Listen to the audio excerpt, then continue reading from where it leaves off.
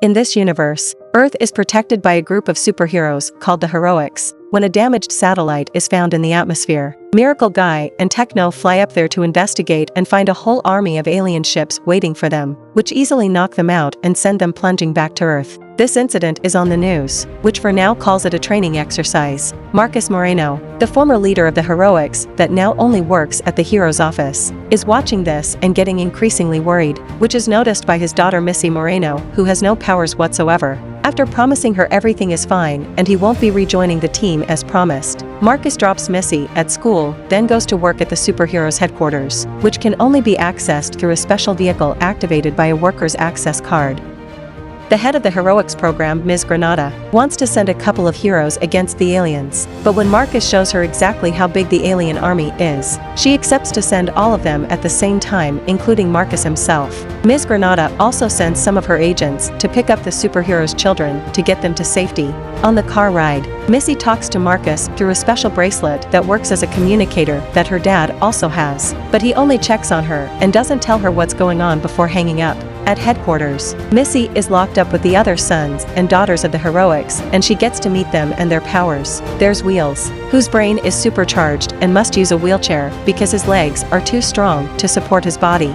Noodles, who can stretch any part of his body. Ojo, who is a genius drawer that never speaks. A Capella, who can make her voice go super low or super high and move things with it. Slow Mo, who can move really fast, but his powers have him stuck in a time loop, so he actually moves super slowly. Facemaker, who can transform any part of his face and even copy other people's. Rewind and fast forward. A pair of twins who can mess with time for a few seconds. Wildcard, who calls himself the leader and has every power that exists, but can't control which one comes out next. And Guppy, who has shark strength and can control water, but she constantly needs to stay hydrated. After fooling around for a while, the kids put on the TV to watch their parents fight the aliens. But one by one the superheroes are defeated and captured by the enemy. The president cuts the transmission to talk to the country, informing them they're sending their army to rescue the heroes, but the chances of success are incredibly low. He also reads a message from the aliens saying they're going to take over the planet and humanity should comply or they will be destroyed.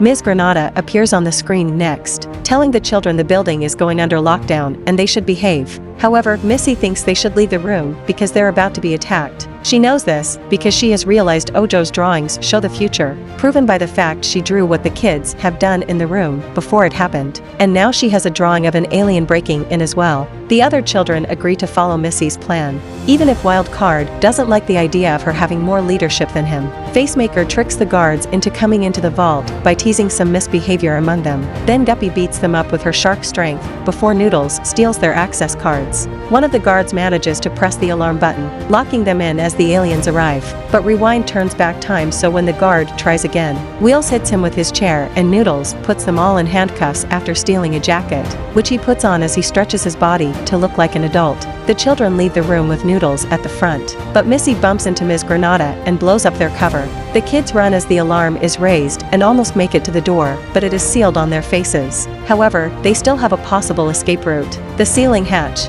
A Capella forms a stair by making the guards float, and Noodles stretches his arm to open the hatch, allowing the kids to climb up and escape to another floor, where they take the access vehicle thanks to the cards they stole. There are guards already waiting for them outside though, so a Capella uses her powers again to make the vehicle float away from the area. The problem is she can't steer and they'll soon hit a building. So Noodles stretches his arm out of the window and grabs a pole to make them whirl around a couple of times before letting go, sending the vehicle in a new building-less direction. The flight goes well for a couple of minutes until a Capella starts running out of breath. So Missy gives her an address to stop by. Stopping in this case means a Capella letting the vehicle drop and it crashing on a garden and its gazebo. The owner of the place is Anita Moreno, Marcus' mother and trainer of the Heroics. They have 2 hours left before the aliens take over, but Anita still takes them all in and promises to train them so they can rescue their parents. While Ms. Granada and her team use the signal of Missy's communicator bracelet to track the kids down, Anita puts them all to train after assigning Missy as the leader. There is an obstacle course, hand-to-hand combat and walking on a tightrope, but the most important lesson Anita teaches them is how to work as a team. The twins learn how to be in sync with each other and Guppy meditates to control her shark frenzy. Teamwork is a lesson their parents seem to have forgotten because they currently are locked in the same room and won't stop arguing instead of trying to work together. Missy isn't feeling very confident as a leader after failing to give the correct orders, so Anita comforts by telling her that after training many superheroes in her life, the most important one was Missy's dead mother. She didn't have any powers, but thanks to her, Marcus became a good leader that led by example. At that moment, Ms. Granada's men arrive at the house. Anita opens a secret passage for the kids to escape while she's captured by the aliens, and Missy guides them through the tunnel while using the flashlight on Ojo's tablet. They need to think of a plan, starting by doing things differently from their parents. They shouldn't use flashy costumes because it would make them easy to find.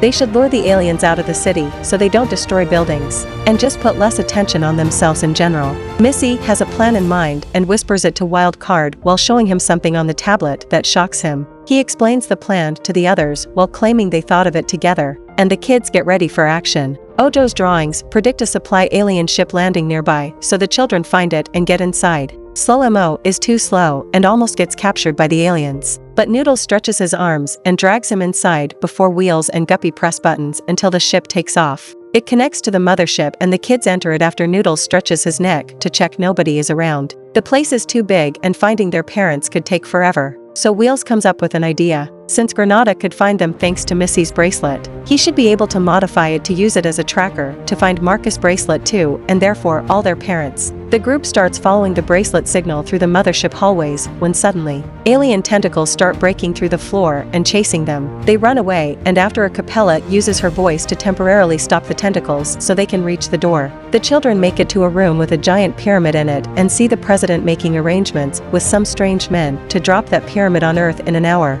The kids decide they need to stop it and turn around to leave, only to be found by Ms. Granada, who at first pretends to be mad but then congratulates them for behaving so heroically. The good moment doesn't last long, however. Will's readings on his screen and Ojo's new drawing tell them a shocking truth. Ms. Granada and the now arriving president and his men are actually aliens, who reveal tentacles coming out of their backs. The children are put in a special undestroyable room and Ms. Granada locks it with a special key after taking away Guppy's water bottle. Their parents are in a similar situation. No matter how much they hit the walls with their powers, they cannot break them. Suddenly the door opens, and an alien enters the room. The superheroes try to attack it, but it easily pushes them all away as if they were normal humans. The alien removes its skin, which was actually just a towel, and reveals to be Anita, who scolds all of them for having dropped training for a year and forgetting all their lessons. Meanwhile, Missy comes up with an idea and starts talking about the fact they won't be able to escape and that there's no future for them. The other kids think it's rather depressing of her to get like that, but soon they catch on and begin saying sad things too, so everybody cries, and Guppy can collect the tears to make a key with her powers that they use to open the door and escape.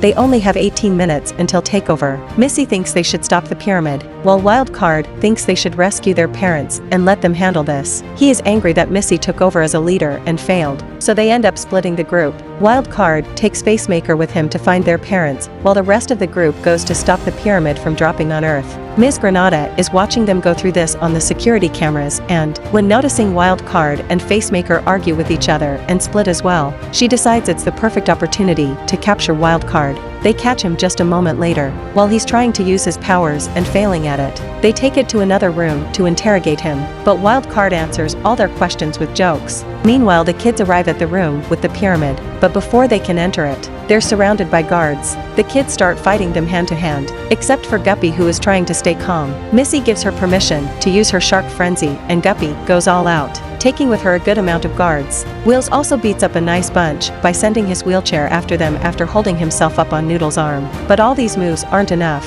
The guards just stand up again and release their tentacles before grabbing some chains that were hidden on the ceiling and cuffing the children up. Rewind and fast forward work together to turn back time, and Noodles grabs the chains before the guards do, cuffing them instead. When one of the guards takes out a set of keys to open the chains, they turn back time again and steal them before the guards can use them. The group enters the room, but when they're about to reach the pyramid, a force field appears around it. When they wonder who could have done this, Ojo finally speaks and reveals it was her, who was an alien all along. She's been watching them work, and she's disappointed by the lack of teamwork and harmony among them. but Missy proves her wrong by speaking up to Wildcard, who hears her from the control room. It turns out Missy already knew Ojo was an alien because she saw it on one of her prophetic drawings, so she came up with a plan. Her fight with Wildcard had been an act to be able to split and reach the control room safely. Because the kid that Ms. Granada has right now, it's actually Facemaker pretending to be Wildcard, who is now pressing the right buttons to deactivate the shield around the pyramid. Ms. Granada and her men go after Wildcard, who has accepted Missy as their leader since the tunnel, and thanks to her believing in him, he can now control his powers. He flies, shapeshifts, uses electricity and a freeze ray at will, and defeats Granada and the men in seconds. Facemaker, now alone, runs away and joins the rest of the team right before Ojo starts drawing a bunch of monsters that come to life in front of them. The team combines their powers to beat them up, and Guppy even uses the liquid metal from the pyramid as a replacement for water when she runs out. For the last two monsters, Missy decides she must lead by example and asks Noodles to stretch his arm so she can walk on it like a tightrope and draw the monsters in, falling into the abyss with them when Noodles takes his arm back. Luckily, he's fast enough to stretch it again and grab Missy, bringing her back to the surface before anything could happen to her. Wheels transforms the tablet from his chair into a motherboard to exchange it with the one inside the pyramid, but Ojo releases one of her tentacles and pushes it off their hands. The tablet falls into the abyss, which is so deep nobody could survive the fall, except for Slow Mo. He jumps in and recovers it, and then Wildcard teleports into the room to take him out by flying. Noodles takes the tablet from Slow Mo and stretches his arm to the top of the pyramid to exchange the real motherboard for their fake right as the clock hits 0 and the pyramid opens to start the takeover. From inside, their parents come out. The kids are confused by this turn of events, and Ojo explains what's going on together with the president and Ms. Granada. The takeover didn't mean an alien invasion. It means a takeover of their parents' powers. The new generation is always an improvement over the last one, and children are inheriting all of Earth's problems, so they need to fix them sooner rather than later. So the aliens infiltrated the government and the heroics headquarters to train the kids and accelerate the transfer of power, because on their planet, children are the leaders. The kids accept to become the new team of superheroes that will protect Earth and the galaxy with Missy as their leader, and now they've reached that agreement. They are allowed to reunite with their parents, who are all very proud of them for their heroic actions today. The movie ends here. Goodbye and see you again.